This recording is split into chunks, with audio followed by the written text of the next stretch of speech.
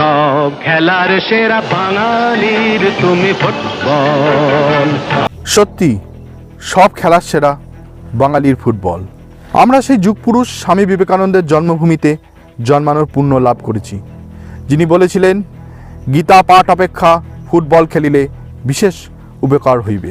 এই ফুটবলের সঙ্গে বাঙালির এক বড় নস্টালজিয়া জড়িয়ে আছে। ফুটবল মানেই বাঙালির এক অদ্ভুত উন্মাদনা, এক গভীর অনুভূতি। 100 বছর ধরে সেই চিংড়ি আর ইলিশ মাছ অর্থাৎ ঘটি ও বাঙালের এক মিষ্টি লড়াই। বাঙালির ফুটবল মানেই মোহনবাগান ইস্টবেঙ্গলের সেই চিরাচরিত লড়াই। প্রথমে 1889 সালে মোহনবাগান প্রতিষ্ঠিত হয় এবং 1911 সালে আইপিএস শিল্ড ফাইনালে পরাধীন ভারতবর্ষে প্রথম ইস্ট ওয়ার্কশায়ার রেজিমেন্ট নামক ব্রিটিশ টিমকে হারিয়ে মোহনবাগান চ্যাম্পিয়ন হয়। এরপর 1920 সালে একটি গুরুত্বপূর্ণ ঘটনা ঘটে। মোহনবাগানের কোচবিহার কাপে জোড়াবাগানের সঙ্গে ম্যাচ খেলা হয়।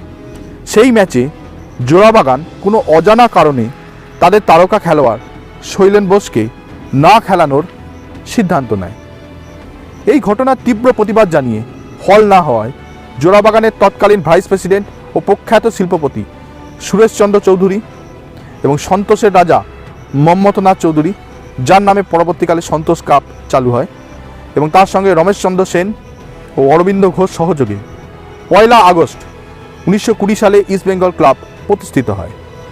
সেই সময় ঘটিরা বৌদ্ধিষ্ণু ছিলেন এবং পরবর্তীকালে পদ্মার ওপারে অর্থাৎ বর্তমানে যেটা বাংলাদেশ, সেখান থেকে প্রচুর মানুষ পশ্চিমবঙ্গে চলে আসায় ইস্টবেঙ্গলের ফ্যান বেস প্রচুরভাবে বাড়তে থাকে। মোহনবাগান ও ইস্টবেঙ্গলের এই চিরপ্রতিদ্বন্দ্বিতা বাঙালির ফুটবল প্রেমকে এক ভিন্ন রূপে এনে দিয়েছে সমস্ত বিশ্বের সামনে।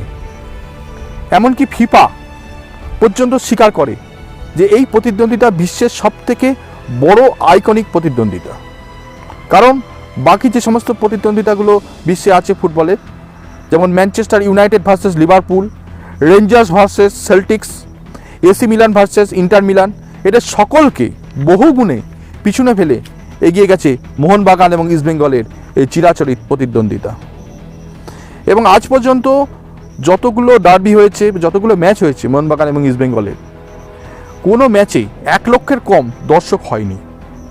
এবং 1997 সালে যে ফেডারেশন কাপের সেমিফাইনাল হয়েছিল মোহনবাগান এবং ইস্টবেঙ্গলের মধ্যে, সেখানে 1,30,000 লোক হয়েছিল স্টেডিয়ামে, এবং বাইরেও প্রচুর মানুষ অপেক্ষা করছিলেন স্টেডিয়ামে ঢোকার জন্যে। এটা একটা রেকর্ড।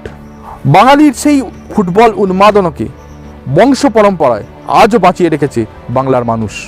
এই 100 বছর পরেও আজও আমরা দেখতে পাই সেই উন্মাদনা। তার প্রমাণ গুপ্তিপাড়া রেল স্টেশন সংলগ্ন মাঠে প্লেয়ার্স কিংডম মের ওয়ানডে নকআউট ফুটবল টুর্নামেন্টে যে উন্মাদনা দেখছি, যে প্রচুর মানুষ আসছেন এবং ম্যাচকে এনজয় করছেন, দেখছেন প্রতিটি ম্যাচ উৎসাহ ভরে, এটা দেখেই বোঝা যাচ্ছে বাঙালি 100 বছর পার হয়ে গেল সেই আগের জায়গাতেই আছে, সেই ফুটবলে ভালোবাসা সেইভাবেই আছে বাঙালির হৃদয়ে। এখানে ফাইনালে আজাদিন ক্লাব ও DI11-এর মধ্যে খেলা হলো এবং উভয় ক্লাব 2-2 স্কোর করলো এবং টান উত্তেজনার একটা ম্যাচ দর্শকদের উপহার দিল।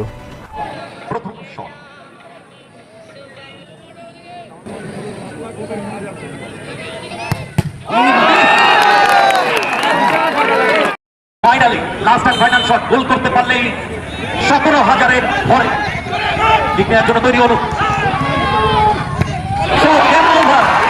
Champion 2022 Azad Hind club. এবং টাইব্রেকারে আজাদিন ক্লাব এরপর জয়লাভ করে। অর্থাৎ একটা বিষয় এখান থেকে পরিষ্কার প্রমাণ যে ফুটবলের সঙ্গে বাঙালি জাতির যে প্রেম তা আজও বিলীন হয়নি। সমস্ত অভিভাবকদের কাছে আমার করজোড়ে নিবেদন যে আমরা বর্তমানে লক্ষ্য করছি যে ছোট ছোট শিশু 4 বছর, 3 বছর, 5 বছর বয়স, একটি মোবাইল আর মোবাইলের মধ্যে ভিডিও গেম। আমরা তাদেরকে কি উপহার দিচ্ছি? হাই পাওয়ারের চশমা আর ভবিষ্যতের জন্য স্পন্ডিলাইটিস আর অন্যান্য নার্ভের রোগ, যে টানা প্রতি মুহূর্তে খেলে যাচ্ছে, ঘন্টার পর ঘন্টা দিনের মধ্যে ব্যয় করছে ভিডিও গেম খেলায়। সুতরাং সকলকে অনুরোধ, যে সমস্ত ভিডিও গেম না খেলিয়ে যেটা থেকে শরীরের বিকাশ হবে, মনের বিকাশ হবে, সেই ফুটবল খেলার দিকে সমস্ত বাচ্চাদেরকে নিয়ে আসুন। বাচ্চাদেরকে আবার নতুন করে মাঠের দিকে নিয়ে আসুন। সেই মাঠকে নষ্ট হতে দেবেন না, বাচ্চাদের ভবিষ্যৎকে নষ্ট হতে দেবেন না। এটাই আপনাদের কাছে অনুরোধ।